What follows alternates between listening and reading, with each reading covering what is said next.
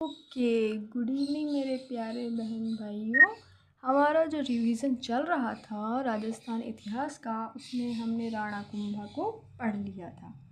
अब हम उनके पुत्र उदा यानी कि कुंभा की हत्या किसने की थी? उदा ने। तो वहाँ से नेक्स्ट देखेंगे राणा उदा 1468 से 1509। इन्हें मेवाड़ का फर्स्ट यानी प्रथम प्रतुहंता कहा जाता है। इनकी बिजली गिरने से मृत्यु हो गई। राणा रायमल इन्हीं के भाई। एकलिंग मंदिर का आधुनिक निर्माण किसने करवाया था? राणा रायमल ने। ये क्वेश्चन याद रखना है। राम शंकर संकट मोचन ये क्या है, पूछा जा सकता है एग्जाम में। तो ये 3 तालाब है जो राणा रायमल ने बनवाए थे चित्तौड़गढ़ दुर्ग में। पत्नी इनकी श्रृंगार देवी थी। इनका ये क्वेश्चन पूछा जा चुका है। घोसुंड की बावड़ी चित्तौड़गढ़ में किसने बनवाई थी? रायमल की पुत्री श्रृंगार देवी ने। रायमल के जो विद्वान थे दरबारी, वो अर्जुन पंडित, महेश भट्ट और विष्णु भट्ट थे, यानी 2 भट्ट और 1 पंडित। 3 पुत्र पृथ्वीराज सिसोदिया, जगमाल, संग्राम सिंह। सबसे महान शासक हुए जो संग्राम सिंह। कैसे, अभी देखते हैं। पृथ्वीराज और जगमाल अपने भाई, उनकी क्या है भविष्यवाणी कर दी थी मीरी चारण ने कि ये नेक्स्ट राजा बनेंगे। अब थर्ड नंबर के भाई थे, छोटे थे, तो 2 भाई को जलन हो गई तो इन्होंने आग फोड़ दी। पिता ने सेवंतरी गांव भेज दिया कि बट बेटा कम से कम सुरक्षित तो रहेगा। अब वहाँ बीदा राठौड़ के पास रहे तो वहाँ पे भी आक्रमण कर दिया, तो वहाँ पे भी बीदा राठौड़ वीरगति को प्राप्त हुए। फिर पिता ने चिंता जताई तो श्रीनगर अजमेर भेज दिया बेटे को करमचंद पवार के पास। अब नेक्स्ट क्या होता है, पृथ्वीराज की तो जहर खाने से मृत्यु हो गई और 12 खंभों की छतरी इनकी कुंभलगढ़ राज संबंध में स्थित है आज भी। जगमाल सोलंकी राजाओं से लड़ते हुए वीरगति को प्राप्त हो गए, यानी कि दोनों भाई सलट गए। अब 1509 में पिताजी रायमल जी की मृत्यु हो गई। फिर बनते हमारे महान सम्राट राणा सांगा, बहुत बहादुर, क्योंकि एक पैर, एक आँख, एक हाथ ना होने के बावजूद भी ये जिस हिसाब से इन्होंने युद्ध के मैदान में डटकर युद्ध किया और इतने बड़े बड़े युद्धों को जीता है, हेड्स ऑफ। अब देखते हैं इनका परिचय, देख लेते हैं। पिता रायमल, माता रत्नी कंवर, रानी हाड़ी रानी कौरमावती इनकी पत्नी। पुत्र इनके 4 थे, भोजराज, रत्न सिंह, विक्रमादित्य और उदय सिंह। उपाधि इनकी हिंदूपत, अज्ञातवास का शरणदाता, मानव खंडर, सैनिक भग्नावेश। कर्नल टॉड ने मानव खंडर और सैनिक भग्नावेश की इनको संज्ञा दी थी। फिर नेक्स्ट है सैनिक अभियान। अब इनके सैनिक अभियान 4-5 है जो बहुत इंपॉर्टेंट है, वो देख लेते हैं। सबसे पहले राणा सांगा गुजरात के शासक थे मुजफ्फर शाह। अब विवाद क्या था? ईडर विवाद। हमें मुख्य बातें याद रखनी है। शासक मुजफ्फर शाह, ईडर विवाद। भाणा तो ईडर का शासक था और सोरठा मल्लिका याद सोरठा का शासक था मुजफ्फर शाह के अधीन। अब क्या हुआ, भाणा की तो मृत्यु हुई और भारमल बैठ गया कुर्सी पर। अब रायमल ने हेल्प मांगी कि है ना ईडर से भारमल को हटाओ और मुझे भी उठाओ, तो सांगा ने हेल्प कर दी। अब जब सांगा ने रायमल को ईडर की कुर्सी पर बिठा दिया, जबकि वहाँ पर शासन किसका था? मुजफ्फर शाह का। तो मुजफ्फर शाह ने डायरेक्ट किससे पंगा मोल ले लिया? सांगा से।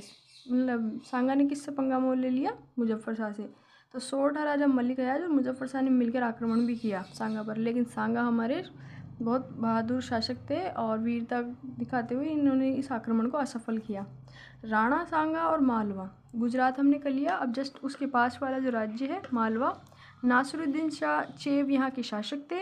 इनकी मृत्यु हो जाती है 1511 में। फिर इनका पुत्र महमूद खिलजी गद्दी पर बैठता है, लेकिन जो चाचा थे महमूद खिलजी के भाई साहिब खां, वो चाचा अपने भतीजे को हटाकर गद्दी हड़प लेते हैं।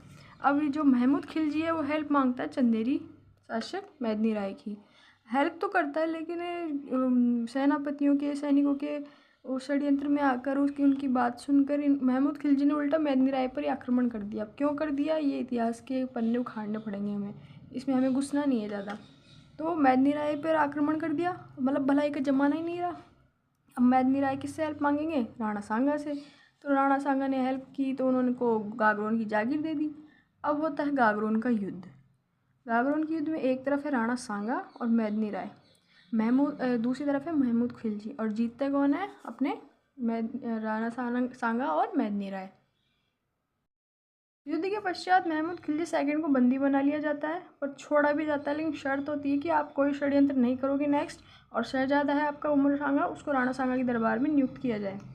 अब गुजरात और मालवा कंप्लीट कर लिया, अब दिल्ली से देख लेते हैं। दिल्ली में सिकंदर लोधी शासक था, कोई दिक्कत नहीं थी। आगरा शहर की इन्होंने स्थापना की थी, हमें पता है। लेकिन इनका पुत्र इनकी मृत्यु के बाद शासक बनता है इब्राहिम लोधी। इन पर आक्रमण करता है सांगा पर, क्योंकि सांगा क्या है, अपनी साम्राज्यवादी विस्तारवादी नीति को बढ़ा रहे थे। तो इब्राहिम लोधी को जब पता लगा तो उन्होंने इस पर आक्रमण किया और दोनों आक्रमण असफल रहे। पहला खातोली का युद्ध 1517 कोटा में सांगा और लोधी के बीच हुआ, सांगा ही विजय रहे। फिर 1 साल बाद बारडोली का युद्ध हुआ धौलपुर में, तो उसमें भी सांगा ही विजय रहे। फिर होती है बाबर की एंट्री। बाबर अब इब्राहिम लोधी पर आक्रमण करता है दिल्ली की कुर्सी हड़पने के लिए। 1526 में पानीपत प्रथम का युद्ध होता है बाबर वर्सेस लोधी के मध्य। अब इसमें जो इसकी बाबर की तोप थी, क्योंकि आपको पता है तोप ही तो ऐसा था, पूरा सिस्टम सिनेरियो बिगड़ गया था अपने पूरे, जो भी ये युद्ध की विभीषिका हुई मध्यकाल में। मुगलों का जो यहाँ पे पैर जमा वो तोपों की बदौलत ही तो हुआ था। तो तोपची भी ध्यान रखने हैं बाबर की, मुस्तफ़ा खां और अली खां। फिर क्या होता है कि लोधी हार जाता है। फिर नेक्स्ट कड़ी में अब कौन बचा, सांगा ही बचा। तो अब बाबर वर्सेस सांगा की लड़ाई होगी। भाई लोधी को तो सल्टा दिया इन्होंने। फिर होता है फरवरी में बयाना युद्ध 1527, भरतपुर, राणा सांगा और बाबर के मध्य। इसके सेनापति इशा काका और मेहदी ख्वाजा थे। और इनके जो सेनापति एक नज़ीर खां थे, जिन्होंने दूसरे वाले युद्ध यानी खानवा युद्ध में जिहाद का नारा भी दिया था। इनका भी नाम याद रखना है, ये पूछा जा सकता है। लास्ट एग्जाम में दिबेर के युद्ध में महाराणा प्रताप किसने हराया था, तो वो था सुल्तान खां, आया था ईवारों के एग्ज़ाम में। ऐसे ही सेनापति वगैरह पूछ लिए जाते हैं, तो आपको याद रखना है। ओके, इस बयाना के युद्ध में तो राणा सांगा जीत जाते हैं, लेकिन 1 महीने के बाद ही वापस से फिर रणनीति बना लेता है कौन, बाबर। और खानवा का युद्ध 17 मार्च 1527 को कर देता है। ऐसे में फिर जब संभलने का टाइम नहीं मिला तो सांगा की हार हुई। इम्पोर्टेंट बात यह है कि अंतिम बार राजपूतों की एकता इसी युद्ध में देखी गई थी। इसमें पृथ्वीराज आमेर, अशोक परमार जगनेर, जैत सिंह कल्याणमल बीकानेर, मालदेव के जोधपुर, झाला जगोगुंदा झाला सज्जा गोगुंदा, झाला अज्जा सादड़ी, रावल रतन सिंह सलुम्बर, मैदनी राय चंदेरी, सहेलदी तंवर रायसेन MP, हसन खां मेवाती, महमूद लोधी, नारायण पाल बूंदी, अखिराज देवड़ा सिरोही, विरमदेव मेड़ता, खानजादा नागौर, देवलिया प्रतापगढ़ बागसी, ईडर का भारमल, ये सारे राजा राणा सांगा के साथ एकजुट होकर लड़े थे। और ये अंतिम राजपूतों की एकता देखी गई है। अब इसमें हसन खां मेवाती और महमूद लोधी का नाम भी याद रखना है, क्योंकि ये राजपूत नहीं, ये मुस्लिम शासक थे ना, जो किसके पक्ष में थे, राणा सांगा के। अब इसमें विश्वासघात किसने किया था, सहेलदी तंवर ने, जो कि रायसेन MP का शासक था। परिणाम क्या हुआ युद्ध का, मुगल सत्ता के बीच पड़ गए भारत में। वैसे तो चौहान वंश में पृथ्वीराज III के समय ही विदेशी आक्रांताओं का कदम पड़ गए थे, लेकिन मुगलों के बीच पड़े थे किसके काल में, राणा सांगा के काल में। ओके, सांगा घायल हो गए कालपी MP में, 80 घाव थे शरीर पर। और भग्नावशेष की संज्ञा किसने दी थी, कर्नल टोड ने।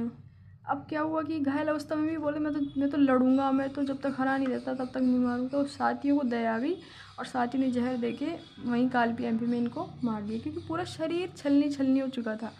इनका दाह संस्कार मांडलगढ़ भीलवाड़ा में करवाया गया।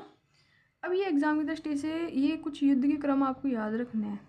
जैसे भूताला का युद्ध मेवाड़ में 1227 में हमने देख लिया था, जयद्रथ सिंह और इल्तुतमिश के मध्य। चित्तौड़गढ़ युद्ध अलाउद्दीन खिलजी और रावल रतन सिंह के मध्य। सारंगपुर युद्ध कुंभा और जो खिलजी सेकंड था उसके मध्य, महमूद खिलजी। और गागरोन का युद्ध अभी हाल ही में अभी देखा था हमने, खिलजी सेकंड और मैदनी राय और राणा सांगा के मध्य। तो ये डेट ज़रूर याद रखनी है क्रम में। कई बार सारंगपुर का युद्ध तो इतनी बार पूछ लिया गया है एग्ज़ाम में, बहुत बार। पर हाँ, ये है कि अकेला नहीं पूछा जाता, आजकल 4 युद्ध दे दिए जाते हैं और क्रम में पूछे जाते हैं कि पहले कौन सा युद्ध हुआ, पहले कौन सा, फिर उसके बाद कौन सा। अब नेक्स्ट सीरीज़ में जब मैं चैप्टर बनाऊंगी उसमें 4 पुत्र होंगे राणा सांगा के, भोजराज, रत्न सिंह, विक्रमादित्य, उदय सिंह। अब नेक्स्ट सीरीज़ में हम इन राजाओं को पढ़ेंगे। लगभग 2 क्लास में मेवाड़ का भी जो हमारे शासन की जितने भी क्वेश्चन इसमें से बनेंगे या फिर नोट्स बनेंगे वो 2 क्लासों में कंप्लीट हो जाएंगे। फिर हम नेक्स्ट सब्जेक्ट पे नेक्स्ट फॉरवर्ड करेंगे। तो क्लास में बने रहें, रिवीजन आपका होप सो अच्छा चल रहा होगा। तो क्लास में बने रहें, रिवीजन अच्छा करते रहें। Stay tuned, bye.